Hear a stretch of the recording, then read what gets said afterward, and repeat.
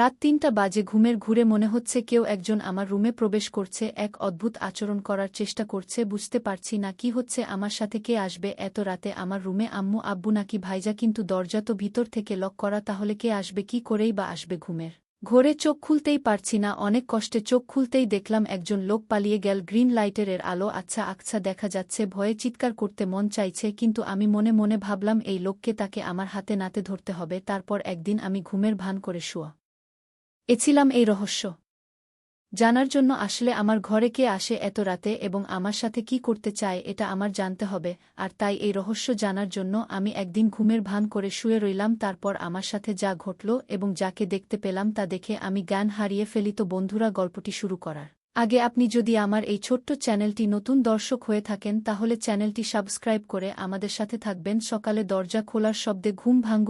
রিতিকা এখনও উঠিসনি, কটা বাজে, কলেজ যাবি না? উঠে গিয়ে দরজা খুলে দিলাম। আম্মু আমার দিকে চেয়ে বলল, তোর কপালে কি হয়েছে, এরকম ফুলে আছে কেন? তখনই কপালে হাত দিতে ব্যথা অনুভব করলাম। কালকে ঘটনাগুলো মনে পড়লেই গলা শুকিয়ে গেল। বুঝতে পারলাম না স্বপ্ন নাকি সত্যি ছিল, কিন্তু এতটা ভুল হবে, কে লোকটা ছিল, এরপর কি হলো কিছুই তো মনে নেই। না কিছুই ভাবতে পারছি না। আম্মু আমার উত্তর না পেয়ে, কিরে কি হয়েছে, কই?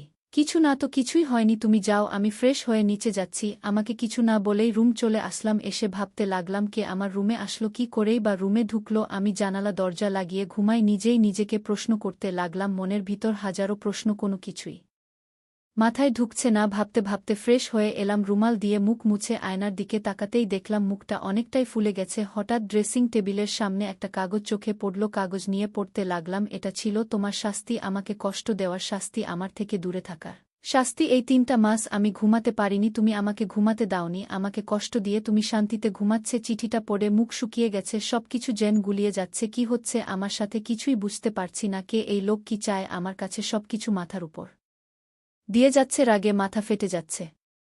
উনার ঘুমে কি মই দিয়ে আসছি নাকি? কত বড় সাহস, ওকে তো আমি সামনে পেলে মেরে ফেলব, কিন্তু বুঝতে পারছি না লোকটাকে। আমার তো তেমন কারো সাথে দেখা হয়নি। ভাবতে ভাবতে আম্মু আবার ডাকছে নাস্তা করার জন্য। নিচে ডাইনে গিয়ে দেখলাম আব্বু বা নাস্তা করছে আর আম্মু খাবার সার্ভ করছে। আমার পরিচয়টা দিয়ে দেই, আমার নাম রিতিকা, আমি কলেজে পড়ি। আমি খুবই শান্ত একটা মেয়ে। মেয়ে বললে ভুল হবে, একটু একটু দুষ্টুমি করি। আমাদের সিঙ্গেল পরিবার, বাবা মা ভাইজা আর আমি। আমাদের ব্যবসা আছে, ওটা আব্বু দেখাশোনা করে, আর ভাইজা সিলেট জেলায় আনসারের চাকরি করে। যাই হোক, গিয়ে বসলাম নাস্তা করতে। বুঝতে পারছি না ঘটনাটা সবাইকে বলবো কিনা, বললে হয়তো টেনশন করবে, থাক বলি না, হয়তো কেউ মজা করছে। কিন্তু কালকের ঘটনা তো মজা হতে পারে না। সব ভাবছি বাবার ডাকে ঘোর কাটে। কি হয়েছে, না খেয়ে খাবার নাচ্ছিস কেন? আর কি এত ভাবছিস? না কিছু হয়নি বলে খাবার খেতে শুরু করলাম। পাশ থেকে আব্বু বললেন, জ্বর আসছে নাকি মামনি, এরকম দেখাচ্ছে কেন? কপালে হাত দিয়ে দেখে বলে, না জ্বর তো নেই। সবাই সন্দেহের চোখে তাকিয়ে থাকে, ওদের তাকানো দেখে ঘাবড়ে গেলাম। আরে আজব, জ্বর আসবে কেন? ঘুম থেকে উঠছি তো, তাই এমন দেখাচ্ছে। কথাগুলো বলে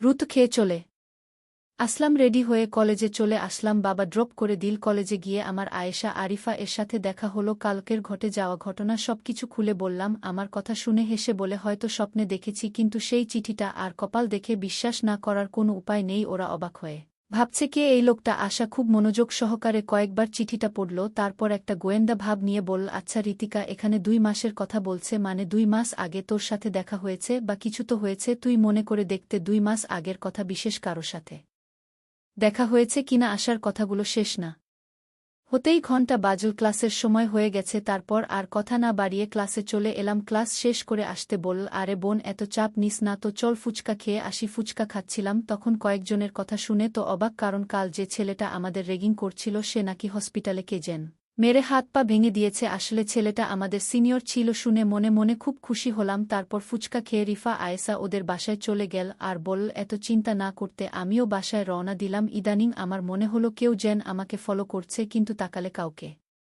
দেখি না। সেদিনের পর থেকে ভয়ে দরজা আটকে ঘুমায়। এভাবে ২ দিন কেটে যায়। কলেজের ক্যাম্পাসে আসা আরিফা এর সাথে বসে গল্প করছিলাম, তখন আমাদের সিনিয়র জিহাদ ভাইজা এসে আমার পাশে বসে বললেন, এই গার্লস কেমন আছো? আমরা হেসে প্রতি উত্তরে বললাম, ভালো ভাইজা। তারপর ঠুকঠাক অনেক কথাই হলো। আমরা অনেক সময় বসে গল্প করলাম। ভাইজা অনেক মজা এবং খুবই ভালো একজন মানুষ, দেখতে খুবই সুন্দর। কলেজের অনেক মেয়ে লাইন দিয়ে পড়ে আছে ভাইয়ের পিছে, কিন্তু ভাইয়া কাউকে পাত্তা দেন না। উনি ভাইয়ার ফ্রেন্ডের ভাই বলছিল দেখে শুনে রাখতে, কিন্তু আমি তেমন কথা বলি না।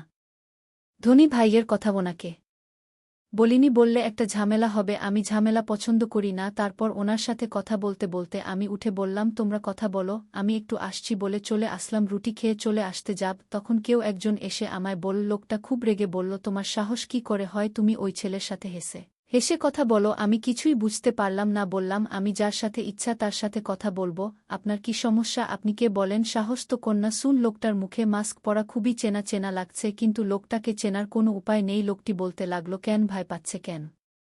অনেক কষ্টে করেনি তা না হলে আপনার কিছুই বুঝবেন না। 2 মাস আগে কলেজ স্ট্রিটে 2 দিনের জন্য সিলেট গিয়েছিলাম। ওখানে গিয়ে প্রথম দিন ভালোই কাটে, কিন্তু বিপত্তি ঘটে। দ্বিতীয় দিন সবাই পাহাড় ঘুরে ঘুরে দেখছে, আমি সারিফা আমার গল্প করছি আর ঘুরছি, তখন আয়েশা আর রিফাত ছবি তুলতে ব্যস্ত। পাহাড়ে ঘুরতে ঘুরতে এক পর্যায়ে ওদের থেকে অনেক দূরে চলে আসে একটা জায়গায়। আসতে যা দেখলাম তাতে আমি অবাক হয়ে হাঁ করে তাকিয়ে থাকলাম।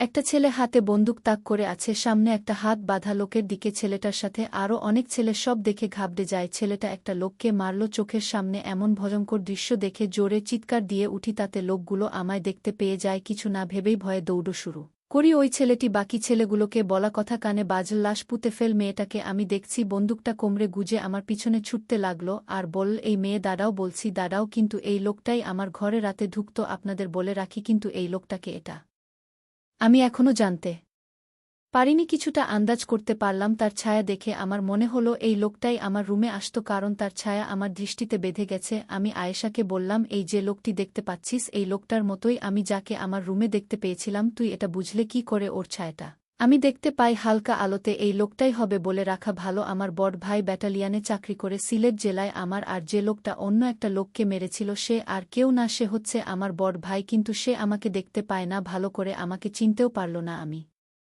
ঠিকই তখন চিনে ফেলি। আমি মনে মনে ভাবলাম, আমার বড় ভাইজা কেমন পাষাণ হয়ে গেছে যে কিনা মানুষ হত্যা করে। আমি একটা ভাবতেই আমার খুব খারাপ লাগলো, এবং ভাইয়ের প্রতি ঘৃণার জন্ম নীল। এসব চাকরি যারা করে তারা নাকি পাষাণ হয়ে যায়, আমার ভাবতে অবাক লাগছে। যাই হোক, আমরা একদিন দূরে ঘোরাফেরা করে বাড়িতে চলে আসলাম। আমি কিছুতেই ভাইয়ের মানুষ মারার দৃশ্যটা ভুলতে পারছি না। এসব ভাবতে ভাবতে ঘুমিয়ে পড়লাম। হঠাৎ আমার রুমে পায়ের আওয়াজ শুনতে পেলাম। আমার কপালে কি যেন হাত রাখল। 2 দিন দূরে থাকায় তেমন একটা ঘুম হয়নি আমার, আর তাই বেহুশের মতো ঘুমাচ্ছিলাম, তাই কিছু বলতে পারিনি। হঠাৎ যখন অনুভব করলাম আমার রুমে কেউ এসেছে, তখন চোখ খুলে দেখি কেউ নেই, কিন্তু পায়ের চিহ্ন রয়ে গেছে ঘরে। পায়ের চিহ্ন, এটা আমার খুব পরিচিত মনে হলো। আমার মনে হলো সে আমার পরিবারের যে কেউ হতে পারে, কিন্তু কে সে এটা এখন পর্যন্ত জানতে পারলাম না। আমি এই কারণে শান্তিতে ঘুমাতে পারি না। এটা কি আমি স্বপ্ন দেখি নাকি বাস্তবতাও বুঝতে পারছি না। আমি এখন থেকে ভাবলাম, আজ থেকে সারাদিন ঘুমাবো, সারারাত জেগে থাকব, মানে ঘুমের ভান করে থাকব। আমি তাকে হাতে নাতে ধরতে চাই। সে কেন আমার ঘরে আসে, আমার কাছে কি চায়, এটা জানার জন্য আমার মনে একরকম হতাশা তৈরি হয়ে গেল। আমি আমার পরিবারের অর্থাৎ মা বাবার সাথে বিশ্বাসটা শেয়ারও করতে পারছি না। শেয়ার করব তখন যখন এই রহস্য আমি জানতে পারব। তো পরের দিন সকালে কলেজে গেলাম, তারপর আয়েশার সাথে আজ রাতের ঘটনা শেয়ার করলাম। আয়েশা আজ রাগান্বিত হয়ে বলল, তুই কি বললি? সে সব স্বপ্ন বাঁধে, এগুলো শুনতে আর ভালো লাগে না। এগুলো সবই হয়, বাস্তবে হয় না। আয়েশা, তুমি যাই করো না কেন তুই দেখে নিস, আমি 2 দিনের ভিতরে আমি তাকে হাতে নাতে ধরব। তারপর কলেজ থেকে বাসায় ফিরে শুনতে পেলাম আমার ভাইজা বাড়িতে আসছে, কারণ 4 দিনের ছুটি নিয়ে আসছে। আমার জন্য অনেক গিফট নিয়ে আসছে। আমি বাড়িতে প্রবেশ করতে আমি ভাইকে দেখি দরজার সামনে দাঁড়িয়ে আছে। আমি কাছে গিয়ে বললাম, ভাইজা কেমন আছো? কিন্তু মনে মনে ভাইদের জন্য ঘৃণাও কাজ করে, কারণ ভাইয়া এখন মানুষকে মানুষ মনে করে না, যাকে তাকে ধরে মারধর শুরু করে দেয়। এটা তো আমি দূরে গিয়ে দেখতে পেলাম, কিন্তু ভাইজের শরীরের একটা পারফিউমের গন্ধ পেলাম। আমার রুমে রাতে যে আসতো তখন একই পারফিউমের গন্ধ পেলাম। আমার যেন ভাইয়াকে সন্দেহ হতে লাগলো, কিন্তু ভাইজা আমার ঘরে কেন আসবে? আবারও মনকে প্রস্তুত করলাম, রাতে ঘুমাবো না, আমি ঘুমের ভান করে থাকব, দেখব কে আসে আমার রুমে এবং কি চায় সে। ঠিকমতো আজও ঘুমের ভান করে শুয়ে রইলাম। রাত তখন প্রায় 2টা বাজে। তখন আমার রুমের জানালা দিয়ে আমার ঘরে প্রবেশ করল। আমি চোখ বুজে রইলাম। তারপর ধীরে ধীরে ঘাটের পাশে বসল, আমার গলায় 2 লাখ টাকার স্বর্ণ দিয়ে তৈরি আমার গলার হার। যখন লোকটি আমার স্বর্ণের গলার হার ধরে চুরি করে নিতে চাইল, তখন আমি ভয়ে কাঁপছিলাম, কিন্তু সাহস করে নড়াচড়া করেনি। তখন লোকটি হাতটা টান দিয়েছে পকেটে নীল, আর তখনই আমি তার সাথে ধরে চলতে লাগলাম, চোর চোর, কিন্তু সে আমার মুখ চেপে ধরল। তারপর লোকটার মুখের দিকে তাকিয়ে দেখি সে আর কেউ না, সে আমার বড় ভাই তুহিন। ভাইজা, তুই আমার রুমে আমার স্বর্ণ চুরি করতে আসছে? ভাইজা, তোকে ভাইজা বলতেও আমার ঘৃণা হচ্ছে। তখন ভাইজা বলল, আরে আমায় কিছু বলতে দেবে না, আমি ইচ্ছা করে চুরি করতে আসিনি, তুই তো জানিস না আমি চাকরি করে মাত্র ৫,০০০ টাকা পাই, আর সেই টাকা তো আমার বাড়িতে পাঠাতে হয়, বাবাকে হিসাব দিতে হয়। আমি একটা বড় বিপদে পড়ে আমি তো স্বর্ণের হার চুরি করতে বাধ্য হলাম। শোনো বোন, আমি একটি লোককে মেরে ফেলি, আর তাই আমার চাকরি নিয়ে টানাটানি শুরু হয়েছে। উপরের সব বলেছে যদি তুমি ১ মাসের মধ্যে ২ লাখ টাকা না দিতে পারো তাহলে তোমার চাকরি থাকবে না। কিন্তু এই কথা যদি বাবা শুনে তাহলে বাবা স্ট্রোক করে মারা যাবে, আর তাই আমি কাউকে জানাইনি, আর তোকে বলে তুই বলে দিতে, আর তাই টাকা ম্যানেজ না করতে পারায় আমি আমার নিজের ঘরে চুরি করতে আসলাম। বোন, এখন তুই চাইলে আমাকে পুলিশে ধরিয়ে দে। ভাইয়ের কথা শুনে আমি অবাক। তুমি আমার কাছে যদি চাইতে তাহলেই তো আমি তোমাকে আমার স্বর্ণ বিক্রি করে টাকা দিতাম। চুরি করার কি দরকার ছিল? আরে পাগলি, আমি যদি তোকে বলতাম মানলাম তুই আমাকে বিক্রি করে টাকা দিতে, আমি মানলাম।